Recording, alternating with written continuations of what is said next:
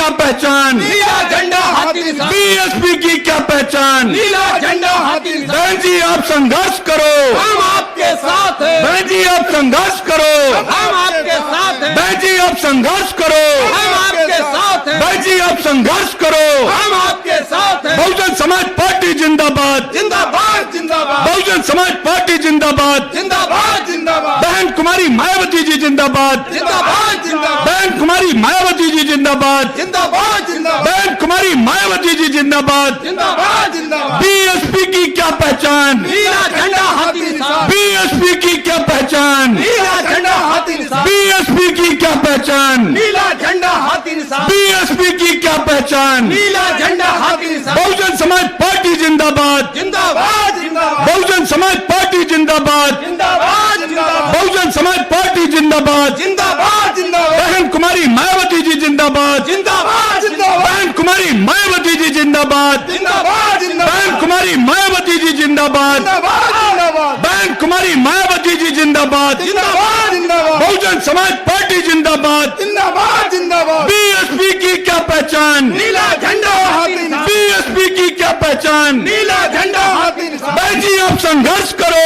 हम आपके साथ हैं, बहन जी आप संघर्ष करो, हम आपके साथ हैं, बहन जी आप संघर्ष करो, हम आपके साथ हैं, बहन जी आप संघर्ष करो। हम आपके साथ। बहन कुमारी मायावती जी जिंदाबाद, जिंदाबाद जिंदाबाद, बहन कुमारी मायावती जी जिंदाबाद, जिंदाबाद जिंदाबाद, बहुजन समाज पार्टी जिंदाबाद। जिंदाबाद जिंदाबाद।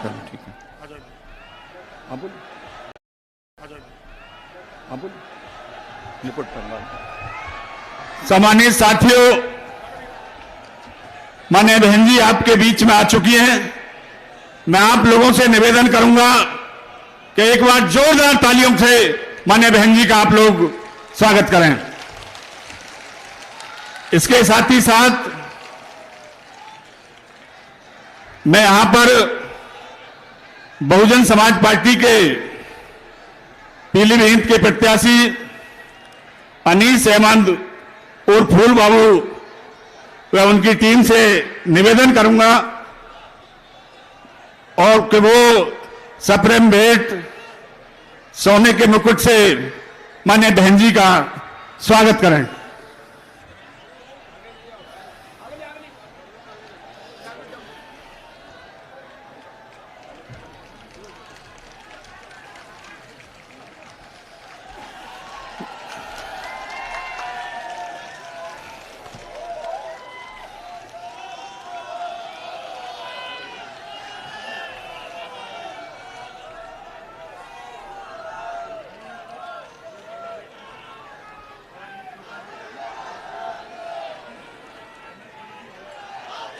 चलो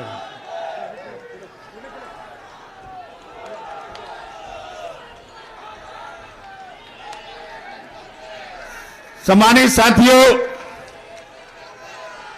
अब मैं आपके बीच में जिनका आपको इंतजार था, बहुजन समाज पार्टी की राष्ट्रीय अध्यक्ष और इस देश के सबसे बड़े प्रदेश उत्तर प्रदेश की 4 बार मुख्यमंत्री रही, संसद की शेरनी, इस देश के गरीब शोषितों की मसीहा, मैं आदरणीय बहन जी से निवेदन करूंगा कि वो हम सबको दिशा निर्देश देने की कृपा करें। माननीय बहन जी, बहन कुमारी मायावती जी जिंदाबाद, बहन कुमारी मायावती जी जिंदाबाद। माननीय बहन जी,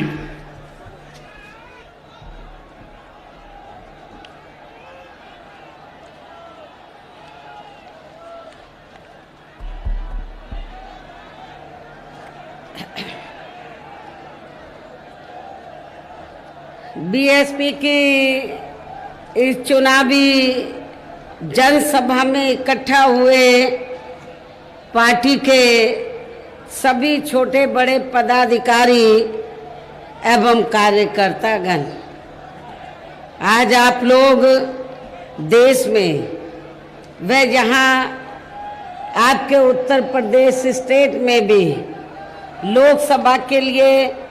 हो रहे आम चुनाव में अपनी पार्टी के उम्मीदवारों के समर्थन में मुझे सुनने के लिए यहाँ भारी संख्या में इकट्ठा हुए हैं, तो उसके लिए मैं आप सभी लोगों का हार्दिक दिल से आभार प्रकट करती हूँ। वैसे आप लोगों को ये विदित है कि हमारी पार्टी कांग्रेस, बीजेपी व अन्य किसी भी विरोधी पार्टी तथा गठबंधन आदि के साथ मिलकर नहीं, बल्कि अकेले ही अपनी पार्टी के बलबूते पर पूरी तैयारी व दमदारी के साथ ये चुनाव लड़ रही है। इसके साथ ही हमने टिकट बंटवारे के मामले में सर्व समाज के लोगों को उचित भागीदारी भी दी है, जिनको जिताने के लिए पार्टी के लोग पूरे जी जान से लगे हैं। हालांकि आज आपकी यहाँ इकट्ठा हुई अपार भीड़, पीछे तक भीड़ मुझे काफ़ी नज़र आ रही है, तो आज यहाँ आपकी इकट्ठा हुई अपार भीड़ व भीड़ के ज़बरदस्त जोश को भी देखकर मुझे भी ये काफ़ी हद तक अब भरोसा हो गया है कि पिछली बार की तरह इस बार भी आप लोग अपने प्रदेश से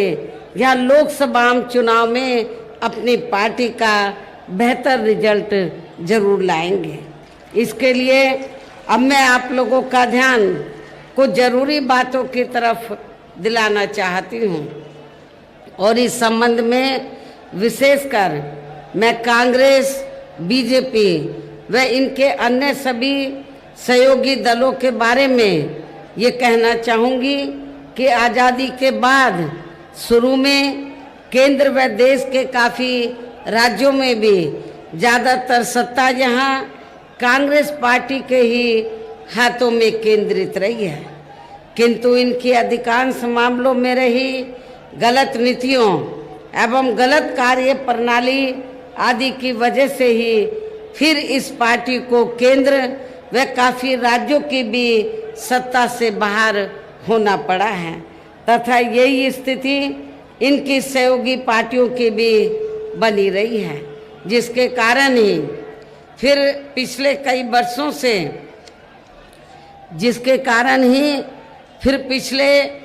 वर्षों से भारतीय जनता पार्टी व इनके सहयोगी दल केंद्र एवं काफ़ी राज्यों की भी सत्ता में काबिज हो गए हैं, लेकिन इनकी भी ज़्यादातर रही जातिवादी, पूंजीवादी, संकीर्ण, सांप्रदायिक व द्वेषपूर्ण नीतियों एवं कार्य प्रणाली आदि से तथा इनकी कथनी व करनी में भी काफ़ी अंतर होने की वजह से अब ऐसा लगता है इस बार ये भारतीय जनता पार्टी भी केंद्र की सत्ता में आसानी से वापस आने वाली नहीं है, बशर्ते यदि ये चुनाव इस बार फ्री एंड फेयर होता है तथा आम चर्चा के मुताबिक वोटिंग मशीनों में भी कोई गड़बड़ी आदि नहीं की जाती है, और वैसे भी इस बार चुनाव में इनकी कोई भी पुरानी व नई चल रही नाटकबाजी,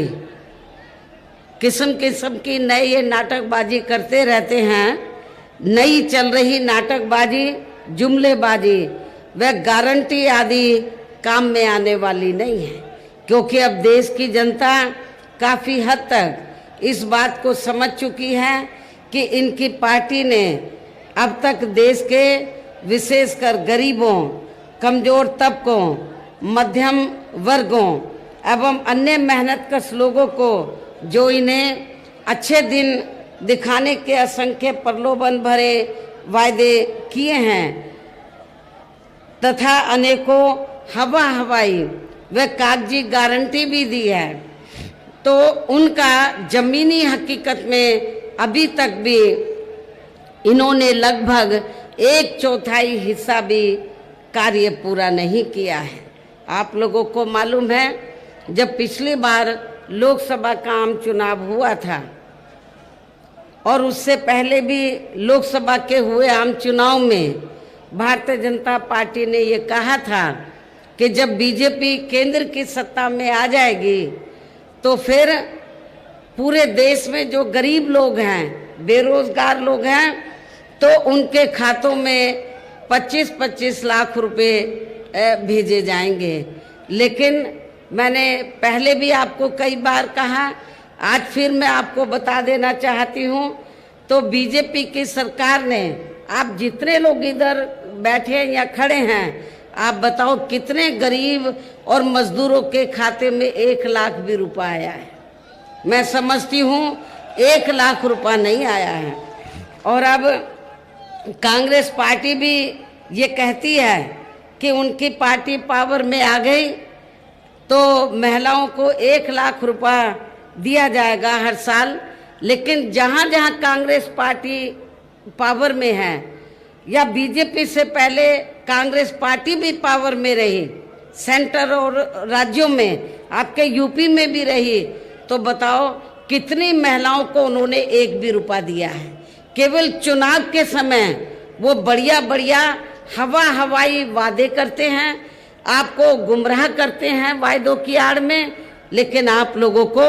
बहुत ही ज़्यादा सावधान रहना है। जब ये पावर में आ जाते, सत्ता में आ जाते हैं, तो ये उसके ऊपर ईमानदारी निष्ठा से अमल नहीं करते हैं। बीजेपी ने भी सत्ता में आने के बाद जो भी चुनाव के दौरान उन्होंने वायदे किए थे, तो उसका इन्होंने लगभग 1/4 हिस्सा भी कार्य पूरा नहीं किया है, बल्कि इनके स्थान पर इनका ज़्यादातर समय व ताकत भी यहाँ इनके अपने चहेते रहे बड़े बड़े पूंजीपतियों एवं धन्ना सेठों को ही ज़्यादा से ज़्यादा माला माल व धनवान आदि बनाने में तथा उन्हें हर स्तर पर छूट देने व बचाने आदि में ही लगी रही हैं, जिनके अधिकांश आर्थिक सहयोग से ही ये पार्टी व अन्य पार्टियां भी अपना संगठन चलाती हैं तथा चुनाव आदि भी लड़ाती हैं, जिसका काफ़ी कुछ खुलासा बॉन्ड की आई रिपोर्ट से भी हो जाता है। इसके साथ ही अब ऐसा लगता है कि कांग्रेस पार्टी की तरह ही बीजेपी ने भी केंद्र की तमाम सरकारी जांच एजेंसियों का ज़्यादातर राजनीतिकरण ही कर दिया है। इसके अलावा देश के किसान वर्ग भी वर्तमान बीजेपी की सरकार में शुरू से ही अपनी विभिन्न समस्याओं को लेकर काफ़ी ज़्यादा दुखी व परेशान रहे हैं और अभी भी है। जबकि यूपी में 4 बार हमारी पार्टी की रही सरकार ने इनके हितों का भी हर स्तर पर विशेष ध्यान रखा है। आप लोगों को ये मालूम है कि जब मेरे नेतृत्व में यूपी में जब भी सरकार बनी तो हमारी पार्टी की सरकार ने तो किसानों के हर मामले में किसानों के हितों का पूरा ध्यान रखा है। आपके पीलीभीत, शाहजहाँपुर आदि क्षेत्र में तो किसान भाई काफ़ी खेती करते हैं, इन्हें खेती के लिए पूरी सुविधा नहीं मिलती थी, लेकिन मेरी हुकूमत में इनको सुविधा मिली और गन्ना किसानों को भी इनको मेरी सरकार में पहली बार उचित दाम दिया गया, जो आज तक पूर्व में रही या वर्तमान में चल रही कि बीजेपी की सरकार ने भी उनको गन्ने के दाम उचित नहीं दिए हैं, बढ़ा के नहीं दिए हैं। इतना ही नहीं बल्कि केंद्र में पूर्व की रही कांग्रेसी सरकार की तरह ही वर्तमान भाजपा सरकार में भी इनकी जातिवादी, हीन, सांप्रदायिक एवं पूंजीवादी सोच व नीतियों के चलते ही पूरे देश में सर्व समाज में से खासकर गरीबों, दलितों, आदिवासियों, पिछड़े वर्गों, मुस्लिम एवं अन्य धार्मिक अल्पसंख्यक समाज के लोगों का भी पूर्ण रूप से विकास व उत्थान आदि नहीं हो सका है। और इस संदर्भ में वैसे आप लोगों को ये मालूम है कि पूरे देश में यहाँ दलितों, आदिवासियों एवं अन्य पिछड़े वर्गों का सरकारी नौकरियों में वर्षों से अधूरा पड़ा आरक्षण का कोटा भी अभी तक पूरा नहीं भरा गया है। विशेषकर एससी व एसटी वर्गों के सरकारी कर्मचारियों का पदोन्नति में आरक्षण भी अब काफी हद तक प्रभावहीन ही बना दिया गया है। साथ ही केंद्र व राज्यों में भी विरोधी पार्टियों की रही सरकारों में इन सभी वर्गों को प्राइवेट सेक्टर में आरक्षण दिए जाने की व्यवस्था किए बिना ही इनकी सरकारों के ज्यादातर सरकारी कार्य अब प्राइवेट सेक्टर के जरिए ही इनके बड़े बड़े पूंजीपतियों व धन्ना सेठों आदि को ही दिए जाने के कारण अब इनको पूरे देश में आरक्षण का बहुत कम ही लाभ मिल पा रहा है। इसी प्रकार इनका अन्य और मामलों में भी शोषण व उत्पीड़न आदि होना अभी तक भी बंद नहीं हुआ है। इनके साथ साथ मुस्लिम व अन्य धार्मिक अल्पसंख्यक समाज के लोगों की भी हालत हर स्तर पर यह काफी ज्यादा खराब व दयनीय ही बनी हुई है, जिसका काफी कुछ खुलासा सच्चर कमेटी की रिपोर्ट में भी किया गया है। इतना ही नहीं बल्कि पिछले कुछ वर्षों से केंद्र व अधिकांश राज्यों में भी बीजेपी व आरएसएस की सरकारों के चलते हुए अब इनका विकास व उत्थान आदि होना भी लगभग बंदशाई हो गया है। आए दिन इन पर खासकर हिंदुत्व की आड़ में हो रही धर्म की आड़ में और उसमें भी खासकर हिंदुत्व की आड़ में हो रही जुल्म जाति भी यहाँ काफी ज्यादा चरम सीमा पर पहुंच चुकी है। इनके साथ साथ अपर कास्ट समाज में से विशेषकर गरीब लोगों की भी हालत हमें कोई खास अच्छी नजर नहीं आती है। इनकी गलत कृषि नीतियों के कारण ही किसान वर्ग भी आए दिन आंदोलित ही रहता है। साथ ही इनकी गलत आर्थिक नीतियों की वजह से देश की अर्थव्यवस्था पर भी इसका काफी बुरा प्रभाव पड़ रहा है, जिससे यहाँ विशेषकर छोटे एवं मध्यम वर्गीय व्यापारी वर्ग के व्यापारी वर्ग भी काफी ज्यादा दुखी व परेशान हैं। और अब केंद्र में पूर्व की रही सरकारों की तरह ही वर्तमान भाजपा सरकार में भी यहाँ पूरे देश में गरीबी, बेरोजगारी एवं महंगाई आदि भी लगातार काफी ज्यादा बढ़ रही है। देश में हर स्तर पर फैला भ्रष्टाचार भी अभी तक कम नहीं हुआ है, अर्थात भ्रष्टाचार अभी भी काफी देश में फैला हुआ है। साथ ही अपने देश की सीमाएं भी अभी तक पूरे तौर से सुरक्षित नहीं है। ये भी बड़ी चिंता की बात है। ऐसे में अब आप लोगों को देश में हो रहे लोकसभा चुनाव में कांग्रेस, बीजेपी व इनकी सहयोगी पार्टियों को भी केंद्र की सत्ता में आने से जरूर रोकना है। जिनकी गलत नीतियों व गलत कार्य प्रणाली आदि को आप लोग काफी हद तक आजमा भी चुके हैं। ऐसी स्थिति में अब ये विरोधी पार्टियां किस्म किस्म के साम दाम दंड भेद आदि अनेकों हथकंडे इस्तेमाल करके केंद्र की सत्ता में आने की भी पूरी कोशिश में लगी हैं, जिनसे अपनी पार्टी के लोगों को हर स्तर पर काफी ज्यादा सावधान रहना है। और इस मामले में विरोधी पार्टियां अपने अपने पक्ष में हवा बनाने के लिए खासकर मीडिया, ओपिनियन पोल व सर्वे आदि का जो बड़े पैमाने पर इस्तेमाल कर रही हैं, तो उनसे भी अपनी पार्टी के लोगों को बिल्कुल भी गुमराह नहीं होना है। इसके साथ ही विरोधी पार्टियों के विभिन्न रूपों में जारी किए गए इनके हवाई व प्रलोभन भरे चुनावी घोषणा पत्रों एवं वायदों आदि के बहकावे में भी अपनी पार्टी के लोगों को कतई नहीं आना है, जिन्हें ये पार्टियां चुनाव खत्म होने के बाद ज़्यादातर अमल में नहीं लाती हैं, इसको इम्प्लीमेंट नहीं करती हैं। इसको प्रैक्टिकल रूप में अमली जामा नहीं बनाती हैं और अब जिन पर से देश की जनता का अधिकांश विश्वास ही उठ गया है। यही खास वजह है कि हमारी पार्टी किसी भी चुनाव में अपनी पार्टी का कोई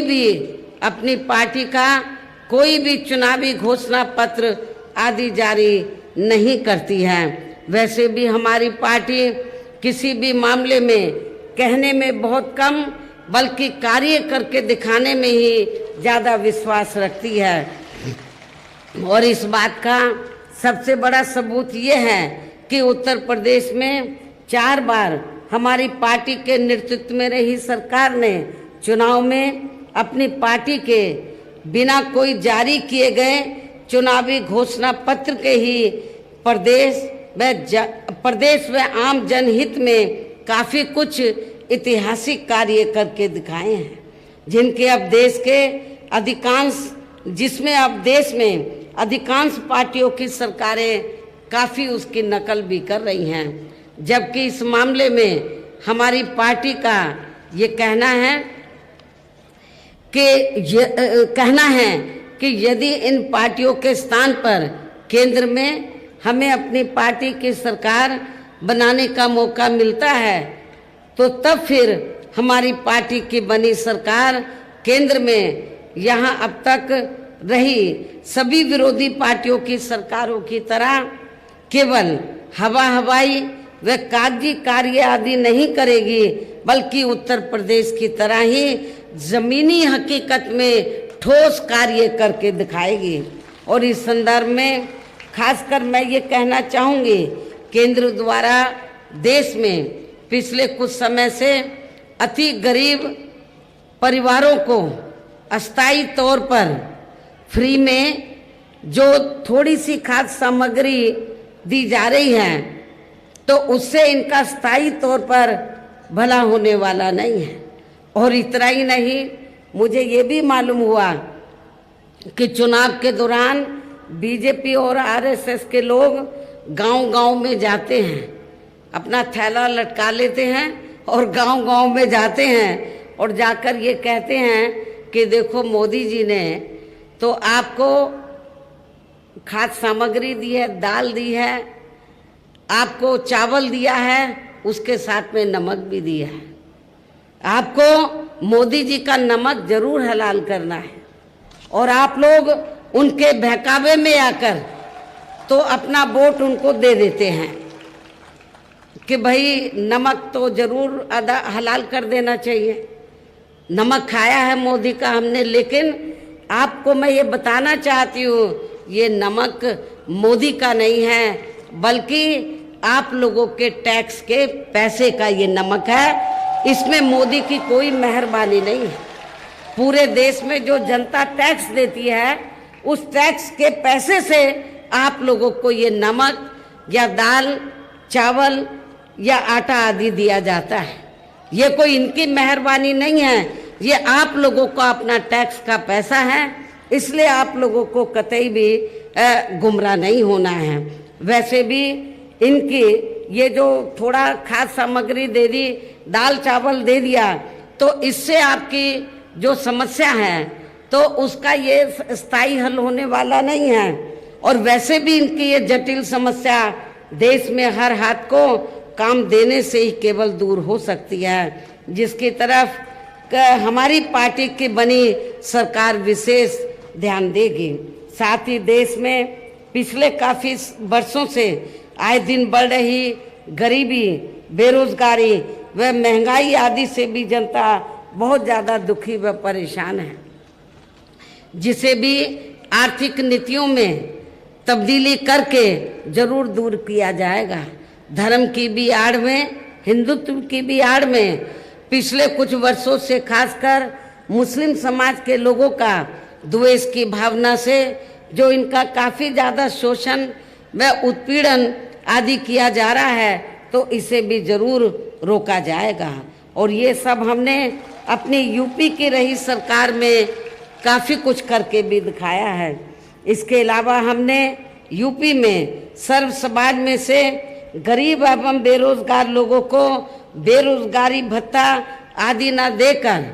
बड़ी तादाद में उन्हें रोटी रोजी के साधन भी उपलब्ध कराए हैं। जो अब ये कार्य भी अधिकांश ठंडे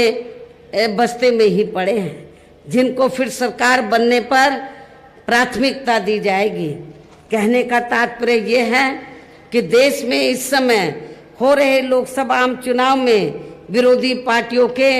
जारी किए गए उनके हवाई व प्रलोभन भरे चुनावी घोषणा पत्रों आदि के बहकावे में अब यहाँ खासकर देश के अति गरीबों, मजदूरों, बेरोजगारों एवं अन्य जरूरतमंद लोगों को बिल्कुल भी नहीं आना है और अब इन्हें ऐसी सभी विरोधी पार्टियों को हर हालत में केंद्र की सत्ता में आने से जरूर रोकना है, जिनकी कथनी व करनी में काफ़ी अंतर रहा है तथा जिन्हें ये लोग बरसों से काफ़ी आजमा भी चुके हैं। ऐसे में अब मेरा यही कहना है कि आप लोगों को अपने खुद के व अपने प्रदेश एवं देश के भी हित में अपने वोटों को यहाँ कांग्रेस, बीजेपी व अन्य विरोधी पार्टियों को न देकर केवल अपनी एकमात्र हितैषी पार्टी बहुजन समाज पार्टी को ही देना है। जो ये पार्टी उत्तर प्रदेश की तरह ही केंद्र में भी अपनी पार्टी की सरकार बनने पर फिर पूरे देश में यहाँ अपनी पार्टी की सर्वजन हिताय व सर्वजन सुखाय की नीतियों पर आधारित ही सरकार चलाएगी। इसके साथ साथ केंद्र से जुड़ी आपके क्षेत्र की जो भी यहाँ स्थानीय समस्याएं होंगी तो उन्हें भी फिर जरूर दूर करने का हर संभव पूरा प्रयास किया जाएगा। इसके साथ ही यहाँ गरीबों, मजदूरों, बेरोजगारों, कर्मचारियों, किसानों, छोटे व्यापारियों एवं अन्य मेहनतकश लोगों के हितों का भी विशेष ध्यान रखा जाएगा। सर्व समाज में से खासकर दलितों, आदिवासियों, पिछड़े वर्गों, मुस्लिम व अन्य धार्मिक अल्पसंख्यक समाज के लोगों के विकास एवं उत्थान के साथ साथ हर स्तर पर इनकी सुरक्षा आदि के लिए भी सख्त कदम उठाए जाएंगे और तभी ही फिर यहाँ वास्तव में अपने देश के महान संतों, गुरुओं व महापुरुषों में भी विशेषकर महात्मा ज्योतिराव फूले, श्री छत्रपति शाहू जी महाराज, श्री नारायण गुरु, बाबा साहब डॉक्टर भीमराव अंबेडकर एवं मान्यवर श्री कांशीराम जी आदि का अधूरा सपना जरूर साकार हो सकता है, जिनको यूपी में हमारी पार्टी की रही सरकार द्वारा हर स्तर पर पूरा आदर सम्मान दिया गया है। इन्हीं खास बातों के साथ ही अब मेरा देश व आपके स्टेट के भी हित में, आपके क्षेत्र के भी हित में यही कहना है कि हमारी पार्टी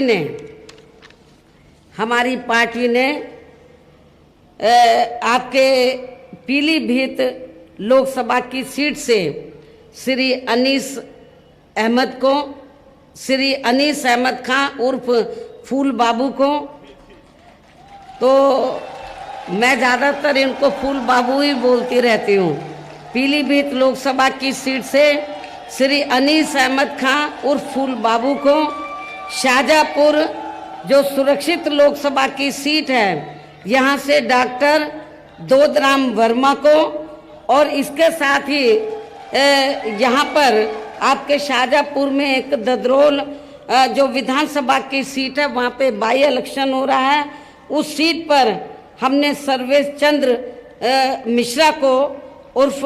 धांधू के नाम से वो फेमस हैं, तो इनको चुनाव के मैदान में उतारा है, जो यहाँ आपके सामने मंच पर भी मौजूद हैं। मेरी आप लोगों से पुरजोर अपील है कि बहुजन समाज पार्टी के जो प्रत्याशी आपके सामने खड़े हैं,